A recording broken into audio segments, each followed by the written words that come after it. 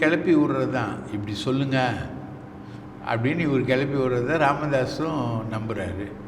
கொஞ்ச நாளைக்கு இவரோட வியாதி எப்படின்னா, ஒட்டுண்ணி சாருண்ணின்னு நம்ம சின்ன வயசில் படிச்சிருக்கோம் இல்லையா, பேரசைட்ஸ். அந்த பேரசைட் வருது, அது உடம்புல இருக்கிற வரைக்கும் அது எந்த உடம்புல இருக்கோ அவங்களுடைய ரத்தத்தை உறிஞ்சும் போது அந்த உடம்பு அதுக்கு தானே சொந்தம். அந்த மாதிரி இப்போது கொஞ்ச நாள் சீமானு, கொஞ்ச நாள் எடப்பாடி,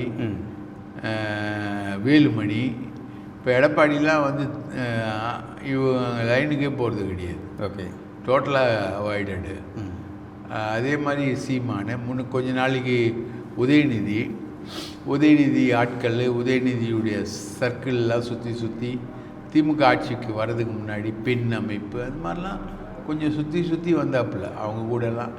அப்போது அந்த உடம்புகளில் இந்த ஒட்டுண்ணி இருக்கும்போது அந்த உடம்புகள் இந்த ஒட்டுண்ணிக்கு சொந்தம் தானே. அது இப்போ ராமதாஸ்